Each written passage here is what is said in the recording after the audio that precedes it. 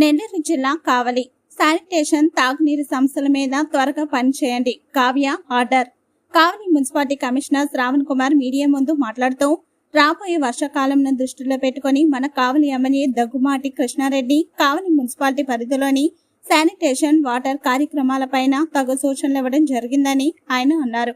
ఆయన సూచనల మేరకు పట్టణంలో డోర్ టు డోర్ క్యాంపెయిన్ కార్యక్రమం చేయడం జరుగుతుందని, ఈ ప్రక్రియలో భాగంగా సెక్రటరీలు అందరూ ప్రతి ఇంటికి వెళ్లి వర్షాకాలంలో తీసుకోవాల్సిన జాగ్రత్తలు ఎలా అనే కార్యక్రమం చేయడం జరుగుతుందని ఆయన అన్నారు. మనము ప్రతి ఒక్కళ్ళు కూడా కాచి చల్లార్చిన నీళ్ళనే మాత్రమే తాగాలి.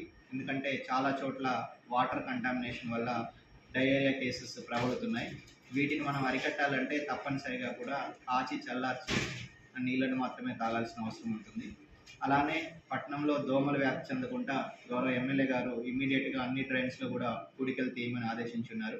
వారి ఆదేశాల మేరకు మన పట్టణంలోని పంట కాలువ కానీ ఊర కాలువ కానీ అలానే మేజర్ డ్రైన్స్ అన్నింటిలో కూడా డిసిల్టేషన్ ప్రక్రియ స్టార్ట్ చేయబోతున్నాం. దాంతోపాటు పట్టణంలో రోడ్డు పక్కల అక్కడక్కడ ఉన్న చెత్త కుప్పలను కూడా తొలగించే కార్యక్రమం కూడా చేపట్టాం. ఈరోజు తుమ్మలపేంట రోడ్లో కానీ మన 40 ఫీట్ కుస్నూరు రోడ్లో కానీ ఈ కార్యక్రమం చేపట్టి అది కూడా కంప్లీట్ చేసుకోబోతున్నాం.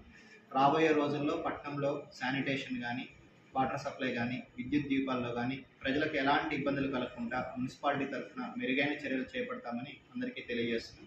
ఎవరికి ఎలాంటి ఇబ్బందులు వచ్చినా కానీ మీరు మా సచివాలయ సిబ్బందిని కానీ మున్సిపల్ సిబ్బందిని కానీ సంప్రదించవచ్చు. ఎల్లవేళలా కూడా అందుబాటులో ఉంటాం. పట్టణ అభివృద్ధికి అందరం కూడా కలిసి కృషి చేయాలి.